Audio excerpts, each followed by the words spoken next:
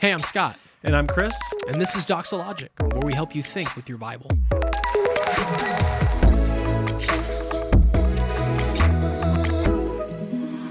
Okay, next question reads like this. How do I encourage my wife to read and pray more, especially when I ask and she gets defensive/contentious? Genesis 3, anybody? Yeah. Go on. Your desire will be contrary to your husband. Yeah. He Huh. wants you to do something. Yeah. Right. Yeah. I think that's a part of it. Right. Maybe. I don't live in your home, person who asked the question, but Yeah, I would want to know, 100% agree with that, and especially in the sense of there are proclivities in male sinful patterns and female sinful patterns that are picked up from Genesis going forward. Men either tend to overly dominate or tend to be quite passive and laid back, and women want to rise up into that role and they want to rule over, right? Which is that language from Genesis 3 that's then borrowed again in Genesis 4, I think verse 6. And so there's something in that. And I would just say, I guess what I would want to know to answer the question specifically is what is behind, does the husband know what is specifically behind the contentious or unwillingness in the wife? Because a lot of times it can seem noble, but maybe there's something in the husband's leadership. Maybe there's this could be such as you pray, but you don't live the Christian life otherwise. You know, this is your claim to fame, and yet nothing in the rest of your life shows me the love of Christ at all. And so I'm hesitant because I feel like I'm participating in a fraud, for example, or just a complete show. Like, maybe this is happening in small groups together or whatever. Who knows how this is taking place? But I do wonder what's causing that. Now, it may not be the husband, but that could be part of it. Yeah. Another part of it could be her own resistance to the Lord, to your husband and to the Lord as well, and just not perhaps being in a place of maturity where prayer is not only commanded of us and responded to in obedience, but also delighted in and pursued because of what a gift it is. And so maybe it's a theological issue where we're helping this lady understand what is hers in Jesus Christ amidst many, many blessings is the blessing of prayer and the gift that prayer is. And for any reason to forfeit that, even if in the home,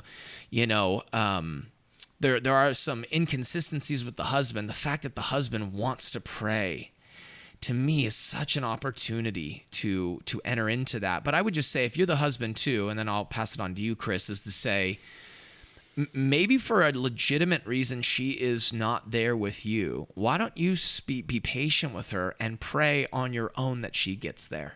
Even offering to pray for her, pray over her. And if all of those are no's, just pray for her, right? That's the one no that you can resist. If she says, no, don't pray over me, that's probably, you need to listen to that, right?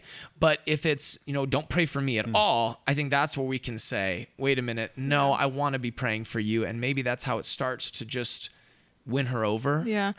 The not wanting to pray or read with your husband could also be like an indication of like a lack of spiritual health in general. Maybe it's not like if we read, therefore I think you're okay. You're doing okay because we're reading and praying together. Yes. I think those are like helpful measurements, but not always. Or maybe you need to do some digging and find out if there's something else going on. Yeah. I think that could be helpful. I just want to address it clearly. Ask the question one more time. How do I encourage my wife to read and pray more, especially when I ask and she gets defensive, contentious? Okay. Yeah, I That's not even actually really saying together.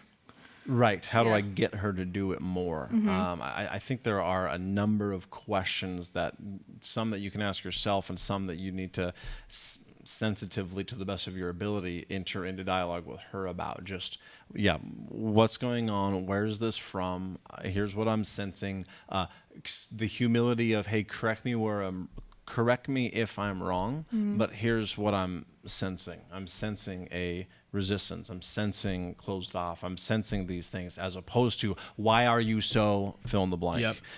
That is an immediate defensive posture coming from an accusation, all these things. But to enter in with questions, ready to listen, and when you want to pronounce your viewpoint, you do it humble enough to say, hey, like, I'm open to hearing what you think about this, but here is my perception.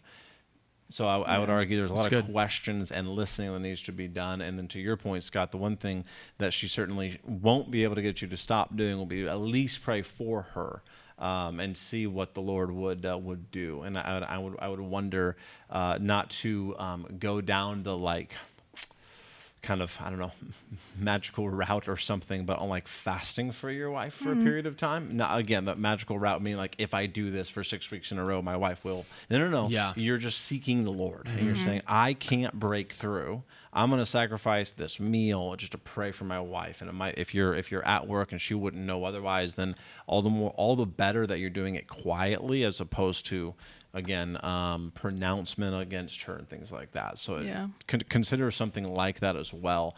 Don't stop trying to talk about it, but leading with questions and a good deal of listening. It's really good. Yeah. Prayer can be a little bit like someone's background. Prayer can be manipulative, as any religious kind of thing can be manipulative. And just making sure, like you said, if you ask the questions, you get the clarity on the background. Maybe there's a fear. Maybe there's just a lacking of words. And was there something she saw her father do to her mother related to religiosity and demanding Bible reading and all those things. This is just such an opportunity to live with your wife, 1 Peter 3, in an understanding way, showing honor to her as the weaker vessel. This question reminded me of one we had a few months ago about like a husband really desiring for his wife to be as interested in some of like the more like niche theology topics. And so I feel like I thought about that for this question too, that it's okay that you're interested and your wife's not as interested. I think a lot of times women want to know like how it'll change the way you live versus like the things you're just reading about. So good. They want to see it lived out. And so, I don't know, that just came to mind. So good. Yeah. You've been listening to Doxologic, a podcast by Doxa Church in Rockland, California. To learn more, visit doxachurch.net.